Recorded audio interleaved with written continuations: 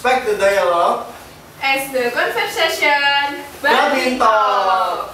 Oke, halo teman-teman semua, aku Hanif dan aku Julia. Ya, di sini kita ada apa nih Jul? Kok kayaknya kita ada yang baru nih ya di ITC. Oke, jadi hari ini tuh kita ada acara badminton. Jadi apa sih itu badminton? Mungkin bisa dijelasin nih buat sobat bintok, apa sih badminton itu? Oke, jadi teman-teman, badminton itu adalah salah satu event yang diadakan oleh IBC dari Departemen Medfo IBC berupa podcast. Nah, kita cuman berdua aja nih Jul. Oh tentu tidak dong. Jadi hari ini di badminton kali ini nih kita bakal ditemenin sama satu narasumber yang keren banget. Jadi siapa tuh? Oke, mungkin kita langsung panggil aja Jul. Oke, kita panggil Mas Bobby. Halo Mas. Gimana nih kabarnya Mas? Alhamdulillah baik. Gimana nih kabarnya? Baik juga. Alhamdulillah baik juga nih Mas. Aman. Mungkin bisa perkenalan diri dulu ya Mas. Dari Mas Bobby silahkan. Oke, jadi halo teman-teman semua, kenalin aku Muhammad Abrobi dari Departemen Perencanaan Wilayah dan Kota Angkatan 2011. Gimana kabarnya Mas? Kesibukannya akhir-akhir ini kayak gimana? Wah, kesibukannya sih sangat padat ya, otomatis karena sekarang lagi yudisium, persiapan wisuda, jadi banyak berkas yudisium yang harus disiapin dan ya udah selesai sih sebenarnya, tinggal submit jurnal aja, jadi aman. Alhamdulillah. Ya jadi ini Masnya udah mau lulus ya Mas berarti ya? Betul. Dulu waktu kuliah kesibukannya apa aja sih Mas kalau boleh tahu? Oke, kalau kesibukan sebenarnya banyak sekali ya kesibukannya. Nggak kesibukan sih, kalau aku lebih bilangnya produktivitas ya. Kalau sibukan so sibuk gitu kan, kalau produktivitas kan ada beda gitu kan. Kalau aku dulu dari awal dari maba itu aku memulai perjalanan kuliahku tuh mengisi kegiatan tuh daftar ITS online. ITS online tuh ITS Media Center. Dan di situ kita di bawah UKP, Unit Komunikasi Publik, kita tuh sebagai pencitraan gitulah. Kita membuat berita, kita wawancara ke beberapa narasumber dan sebagainya. Di ITS online itu aku jadi news reporter gitu sampai di tahun 2022. Di situ aku jadi news reporter. Nah, setelah itu akhirnya kiprahku tuh lanjut ke UKM. Jadi aku waktu itu join di UKM Badminton, ITS Badminton Community, dan awal-awal itu aku jadi staf SDA. Jadi ketika maba itu aku jadi daftar jadi staf SDA, dan kemudian di tahun selanjutnya alhamdulillahnya diamanai sebagai ketua umum IBC ITS Badminton Community ya. Nah saat itu di 2000 berapa ya? 2020-2021 itu aku jabat jadi ketua umum itu saat COVID. Jadi kegiatan yang aku lakukan ketika jadi ketua umum tuh apa ya, online sih, jadi lebih kita branding lewat media sosial dan sebagainya gitu. Pun kegiatan latihanku juga dilakukan online dan sebagainya gitu. Dan di saat itu juga aku juga diamanahi sebagai apa ini namanya, wakil ketua divisi kaderisasi di himpunan mahasiswa teknologi. Jadi di APL ITS tuh padahal biasanya tuh yang pengurus tuh angkatan 2018 harusnya gitu ya. Cuman mungkin karena melihat potensi dan sebagainya, akhirnya pun aku ditarik sebagai wakil ketua divisi kaderisasi. Jadi yang angkatan 2019 itu cuma 2 orang yang tiba-tiba jadi fungsio. Jadi ya gimana ya, jadi di tahun itu benar-benar padat gitu karena jadi news reporter, juga jadi ketua umum IBC, terus juga jadi wakil ketua divisi kaderisasi gitu. Jadi waktu itu ngurusin kaderisasi APL tuh cukup susah lah gitu maksudnya, karena online kan, jadi kita harus apa ya, beradaptasi dengan kondisi online gitu. Dan di tahun selanjutnya di tahun 2022 itu aku udah memutuskan berhenti di organisasi, jadi lebih fokus menjadi pemandu. Saya itu jadi pemandu, terus jadi pendamping keilmiahan di BEM ITS, juga menjadi pembicara di trainer keilmiahan ITS. Dan di tahun 2021 itu akhirnya aku memutuskan 2020 itu aku mulai menjajaki dunia kepenulisan gitu. Jadi aku mulai kompetisi di kepenulisan di 2020 itu sambil jadi ketua umum, jadi wakil pun aku juga saat itu aku kompetisi gemastik. Jadi pagelaran mahasiswa TIK itu aku ikut gemastik di tahun 2020 dan alhamdulillah dapat medali perak. Terus di 2021 aku ikut PKM dan masuk ke Pimnas dan dapat medali emas poster, dan akhirnya di 2022 kemarin tuh akhirnya aku memutuskan untuk tidak ikut sama sekali organisasi dan memutuskan untuk fokus lebih ke pengembangan diri aku, soft skill untuk fresh graduate nanti seperti apa. Jadi aku di 2022 itu cuman hanya lomba aja sih gitu. Jadi cuman PKM, karena di tahun sebelumnya aku PKM itu cuman dapat medali emas poster ya, untuk berbeda, padahal yang dikompetisikan lebih ke presentasi, dan akhirnya targetnya di 2022 itu ke presentasi, dan alhamdulillah dapat medali perak dan emas di presentasi di tahun 2022. Dan di 2003 akhirnya aku kayak ngerasa apa ya, kok kurang gitu. Akhirnya aku join organisasi lagi, tapi skalanya nasional. Jadi aku join ke Ikatan Alumni Bimnas Indonesia dan diamanahi lagi di posisi yang atas sebagai Vice General Secretary atau wakil sekjen di Ikatan Alumni Bimnas Indonesia. Gitu sih kesibukannya sebenarnya, cuman sebenarnya nggak sibuk sih, karena itu lebih produktivitas. Sangat sibuk sih Mas, kalau menurut aku sibuk sekali. Itu kan sebagian besar waktu Mas kuliah kan selama online ya Mas ya, waktu COVID. Nah itu kira-kira apa yang membedakan kegiatan-kegiatan itu waktu dilaksanakan secara online maupun secara offline? Oke, sebenarnya itu aku awalnya itu offline kan, jadi aku di dan sebagainya itu offline.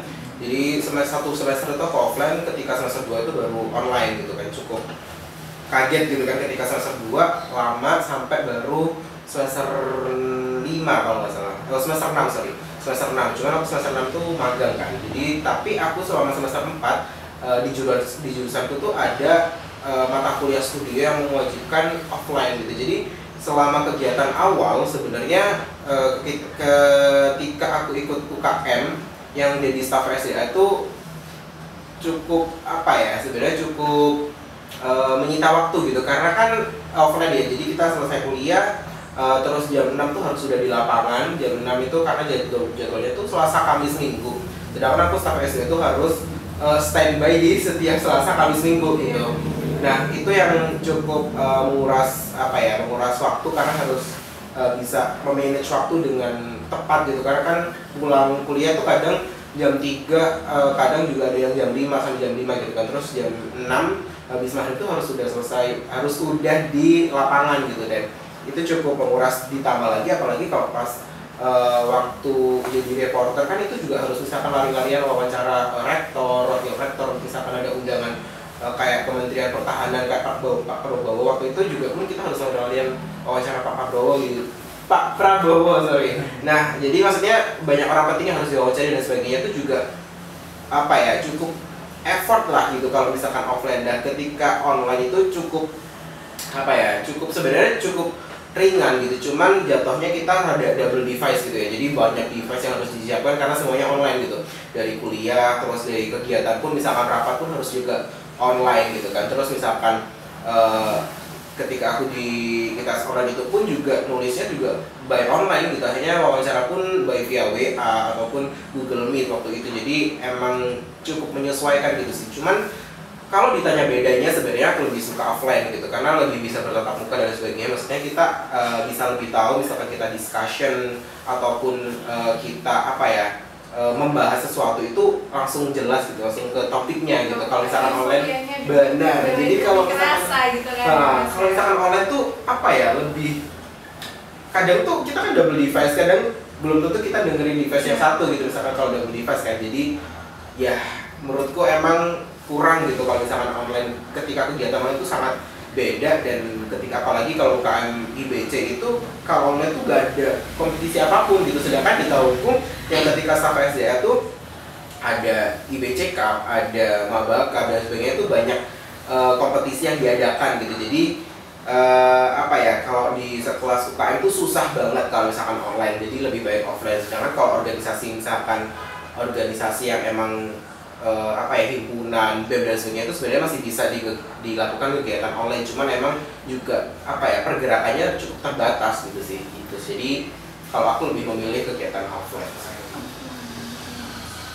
Nah, jadi berdasarkan kayak penjelasan Mas tadi, pengalaman Mas tadi itu kan banyak chaosnya nih Mas ya, kalau kita dengar tadi kan. Nah, bagaimana sih Mas itu membagi waktu nih antara kegiatan-kegiatan Mas tersebut sama kegiatan akademik Mas sendiri, yang notabene kan Mas kuliah kan berarti kan akademiknya. Nah itu gimana caranya mengatur waktunya? Oke, kalau ditanya mengatur waktunya sebenarnya sangat effort ya, karena emang itu jalan yang aku pilih untuk ketika kuliah tuh tidak hanya fokus ke akademik gitu, jadi aku coba cari hard skill, soft skill yang lain gitu dari beberapa kegiatan yang aku ikuti. Untuk manage-nya sebenarnya itu kalau aku ya dulu itu masih belum ada namanya Notion gitu di aplikasi kan. Kalau aku dulu itu awal-awal masih belum booming Notion, aku pakai sticky notes gitu. Jadi sticky note aku journaling tiap hari apa yang harus buat to-do-nya itu apa sih hari ini gitu. Jadi ketika aku list to-do hari ini itu apa aja, itu aku tempel di tembok kos gitu. Jadi tempel di tembok kos, oh berarti next day itu apa, terus next day-nya apa gitu. Jadi aku udah tahu step by step-nya. Jadi tapi aku ketika journaling dan bagi waktunya itu benar-benar per jam. Berarti ini harus selesai berapa jam. Jadi aku tidak mau molor dari sesuai dugaanku gitu. Maksudnya kalau kegiatannya nggak jelas, maksudnya harus aku time gitu. Misalkan ada kegiatan yang barengan gitu, aku harus time-nya.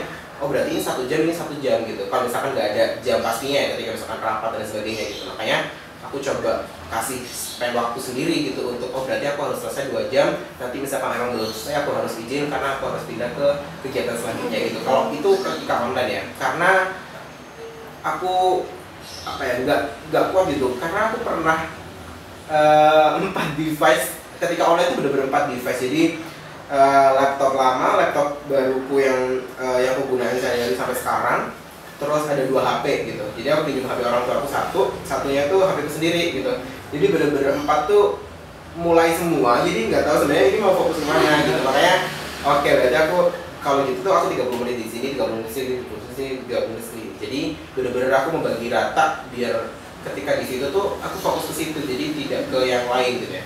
Kalau kegiatan offline, kegiatan-kegiatan yang lain tuh aku baginya ya itu tadi ketika aku ngelis tuh akhirnya tahu oh apa yang harus dilakukan hari ini. Misalkan hari ini tuh ada wawancara gitu, terus next day-nya gitu misalkan ada latihan gitu, next day-nya bahas kaderisasi biasanya. Mas, aku mau tanya, jadi sebelum memulai semua itu Mas tuh gimana kayak ngira-ngiranya kayak aku tuh bakal bisa kayak ngerjain ini semua, aku bakal bisa kalau daftar ini gitu. Gimana Mas ngira-ngiranya tenaga Mas tuh kayak cukup buat itu dari waktu Mas? Oke, biasanya tuh maba tuh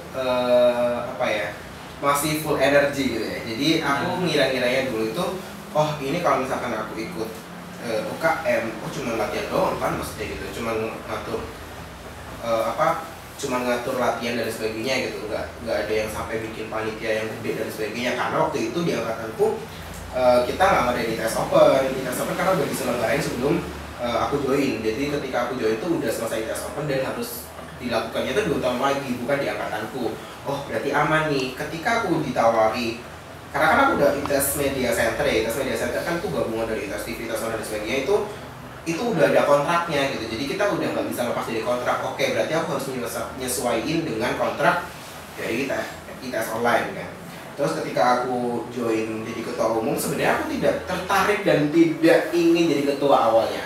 Tapi karena melihat kondisi tidak ada yang daftar sampai beberapa minggu yang terakhir, penutupan tuh hampir tidak ada, sampai ada usaha dari ketua sebelumnya sampai fungsi sebelumnya itu untuk mendorong teman-teman siapa yang mau gitu loh, intinya mendorong mereka akan bantuin gitu untuk penyiapan berkas dan sebagainya. Dan akhirnya aku memutuskan banyak suara tuh rupanya mendukung gitu untuk misalkan aku join sebagai ketua gitu. Dan akhirnya oke, berarti ketika aku jadi ketua fokusku harus dibagi ketika akademik oke lah aman gitu. Aku mikirnya karena cuma ketua kan gini, konsepku adalah kalau misalkan kita jadi ketua kan kita juga punya bawahan, maksudnya kita punya wakil dan kita punya kepala departemen dan sebagainya, staff dan sebagainya, banyak kan.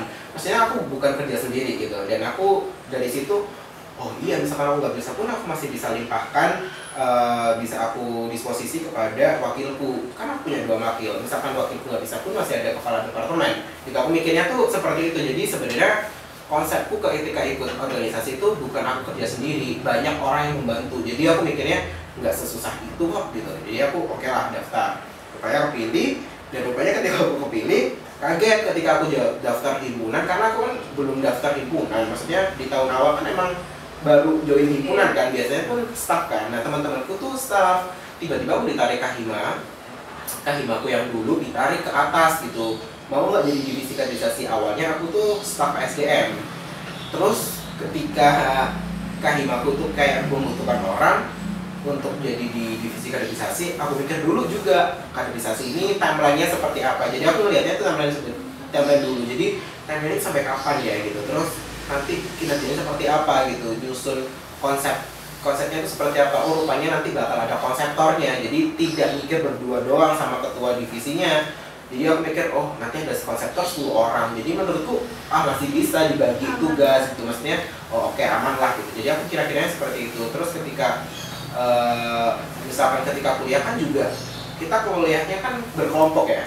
Berkelompok tuh minimal biasanya tuh 7 sampai 8 gitu. Nah, di situ biasanya dibagi masing-masing aspek gitu. Misalkan ada yang aspek demografi, aspek lingkungan, terus aspek pariwisata dan sebagainya. Jadi, oh ya udah berarti kan aku misalkan dibagi satu aspek, ya udah berarti kan aku harus menyelesaikan satu aspek itu, nanti baru di akhir kita combine dan compile gitu masing-masing aspeknya gitu. Jadi menurutku sih aman-aman aja gitu. Jadi oh dari sisi akademik oke lah. Terus aku misalkan ketika join lomba juga, kan lomba juga buat sendiri kan, maksudnya kita bertim bertiga gitu kan. Terus aku pikir ya udah sesuai job desk-nya masing-masing. Intinya tuh aku mengira-ngiranya adalah job desk-ku tuh bakal seperti apa. Makanya ketika aku menerima tawaran tuh aku tanya dengan detail, nanti tuh aku bakal ngapain, timeline-nya kapan, sampai kapan gitu. Terus nanti ketika udah selesai tuh harus gimana dan sebagainya gitu kan, banyak yang harus dilakukan. Jadi itu yang harus dicatat gitu. Karena bukan ini misalkan kita organisasi, kita harus oke, boleh membantu, tapi kita harus tanggung jawab dengan tugasnya kita dulu gitu. Kalau misalkan tugasnya kita udah oke, ya udah berarti aman gitu. Jadi itu kalau Oke, tadi udah sempat dimention sama Mas Bobi, ini jalan yang Mas Bobi pilih. Nah, kira-kira motivasi apa sih Mas yang Mas Bobi miliki untuk bisa nggak hanya fokus ke akademik tapi juga fokus ke non akademik juga? Oke, kenapa motivasiku kenapa aku memilih jalan ini tuh sebenarnya ketika fresh graduate itu pasti yang dibutuhkan bukan hanya IPK semata gitu, pasti ada hal-hal lain yang mungkin dari recruiter ataupun misalkan aku nanti studi lanjutan S2 itu pun pasti mereka melihat background dari CV kita tuh seperti apa sih, apa yang kita udah lakukan selama perkuliahan gitu kan. Nah, dan aku mikirnya tuh ada waktu maba tuh disampaikan ketika pokoknya itu ada empat bidang gitu loh, penulisan, empat bidang pengembangan kan. Dan aku kayak ya udah, mungkin aku tuh awalnya target cuma 2 bidang pengembangan, rupanya masih bisa ke handle kok yang lain gitu. Akhirnya aku nyoba yang lain, dan aku coba 4-4-nya itu alhamdulillahnya tuh berhasil gitu, meskipun emang jalannya tuh capek dan susah gitu ya, penuh effort. Dan aku tidak menyarankan ke teman-teman semua gitu, kalau misalkan emang nggak kuat untuk ngambil 4 bidang itu, mending ambil 1 atau 2 bidang yang emang kalian fokusin gitu. Karena aku dari keilmiahan oke gitu, alhamdulillah kecapai gitu. Terus dari organisasi juga alhamdulillah kecapai. Kewirausahaan alhamdulillah sekarang ada aku tuh ngembangin 2 startup. Yang satu tuh foundernya aku sendiri yang sedang berjalan, yang satunya itu aku sebagai CMO-nya gitu. Jadi alhamdulillah itu juga ke jalan, dan alhamdulillah di minat bakat pun di olahraga juga jadi ketua UKM, dan alhamdulillah juga berjalan beriringan gitu. Jadi mungkin itu juga anugerah Tuhan gitu ya, maksudnya bisa memberikan Bobi sekuat ini untuk bisa menjelajahi 4 bidang itu. Dan alhamdulillah aku bersyukur sampai titik ini tuh bisa melewati semuanya. Kalau aku sendiri sih Mas, menurut pengalamanku sendiri, aku udah sempet coba nyimbangin nih Mas. Cuman di tengah-tengah itu kadang aku ngerasa kayak burnout gitu, terus kayak stres gitu. Nah, kalau dari Mas sendiri, dari kesibukan Mas yang sebanyak itu, gimana sih cara ngilangin rasa stres, rasa burnout itu sih Mas? Kalau aku burnout ya, kalau aku biasanya sih karena aku extrovert 90%. Kenapa boleh saya extrovert gitu? Nah, aku extrovert 90% tuh harus ketemu teman gitu. Jadi aku sih lebih misalnya ketemu teman-teman, maksudnya ngopi dan sebagainya itu udah energi gue tuh udah kembali lagi gitu, maksudnya iya, jadi burnout tuh udah kayak terpulihkan lagi gitu kan, nggak seburnout itu. Cuman kita dulu tuh aku semester akhir-akhir ya, kita tuh akhirnya sering keliling-keliling gitu, maksudnya kita liburan ke sini healing lah dalam tanda kutipnya tuh healing, kita healing dengan teman-teman guru, kita healing gitu. Cuman kalau aku biasa kan burnout harian gitu, maksudnya yang di aku sendiri yang ngerasa burnout gitu, aku kadang fun fact-nya aku tuh sebenarnya suka drakor gitu, jadi benar, jadi aku tuh suka drama Korea, cuman aku gak suka itunya apa, musiknya tuh gak suka, K-popnya gak suka, jadi aku lebih kalau misalkan emang bener-bener udah aku nyempetin nonton drakor tuh yang lagi booming tuh apa gitu ya, meskipun 1-2 episode tuh udah cukup gitu untuk merecharge biar enggak ya gitu, karena aku juga nggak begitu suka dengerin Spotify dan sebagainya gitu, karena ya nggak tahu sih, aku lebih suka drakor dibanding dengerin musik gitu kalau aku. Oke, ini mungkin pertanyaan terakhir. Oke. Jadi dari Mas Bobi secara pribadi, tips dan trik apa yang harus dilakukan agar akademik dan non akademik itu bisa seimbang? Oke. Yang pertama ya, tips dari aku tuh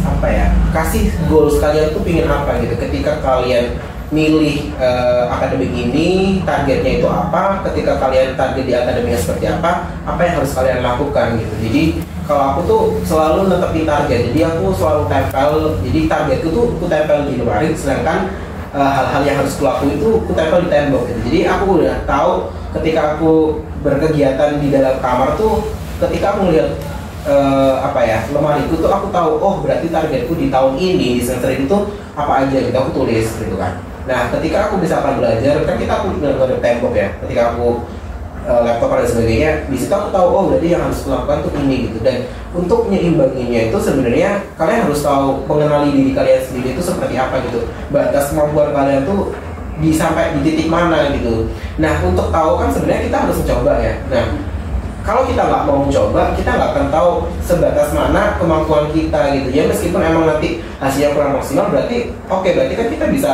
evaluasi dari hal itu gitu. Oh rupanya aku emang nggak bisa nih kebanyakan hal-hal ini yang aku ikutin, berarti aku coba hal-hal lain gitu. Karena ketika aku di awal pun, di semester awal aku ikut banyak lomba karya tulis ilmiah kepenulisan, cuma gagal. Oh aku mikir, berarti kesalahanku di mana ya? Apakah aku bukan jalannya itu bukan di sini gitu. Rupanya aku akhirnya nyoba di semester 2, aku cuman fokusin ke satu kompetisi itu Puspresnas. Oh rupanya bisa dapat. Oh berarti emang aku coba, value ku itu mungkin emang di arah kepenulisan yang di bidang Puspresnas gitu kan.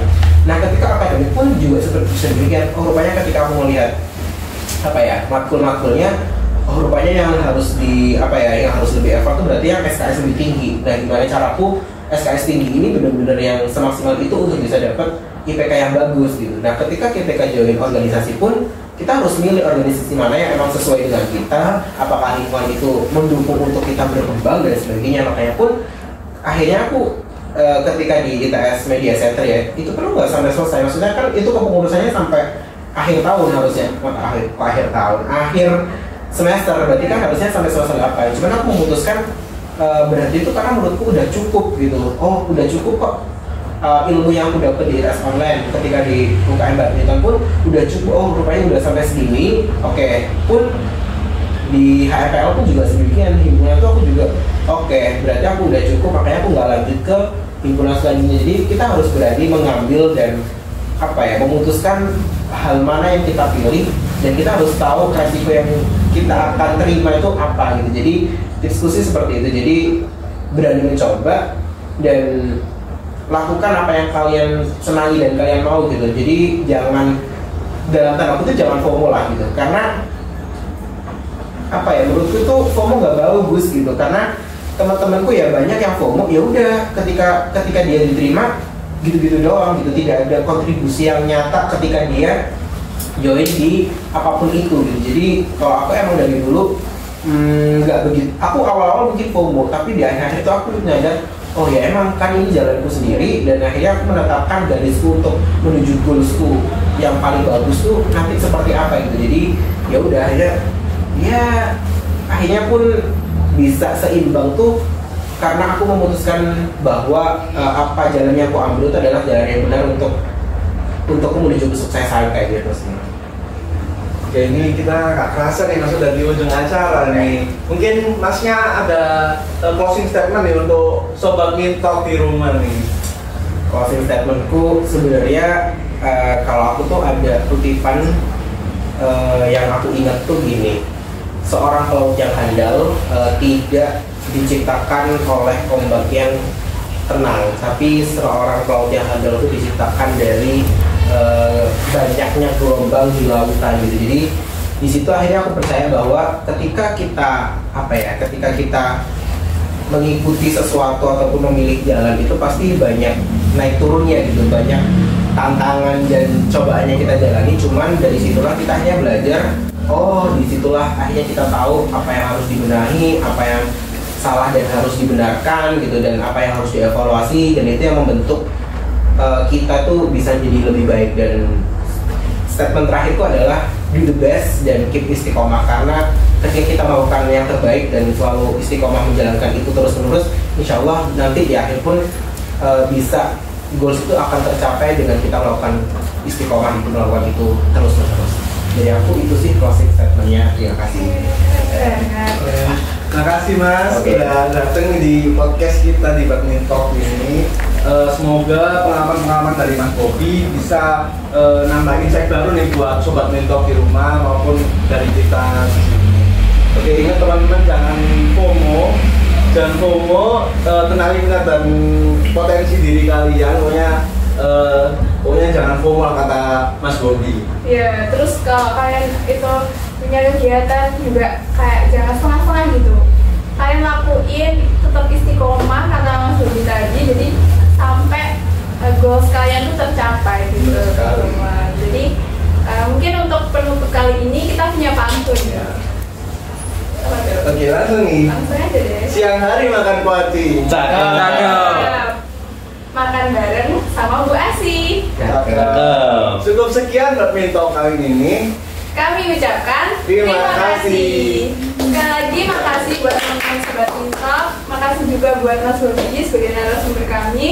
Jangan lupa juga buat teman-teman Sobat Mintalk yang udah nonton podcast kami kali ini buat isi feedback yang tertera di caption ya. Sama jangan lupa like-nya juga. Oke, kita mungkin bisa tagline bareng ya Mas ya. Oke. Expect the dialogue As the conversation Badminton. Terima kasih, sampai jumpa di podcast selanjutnya.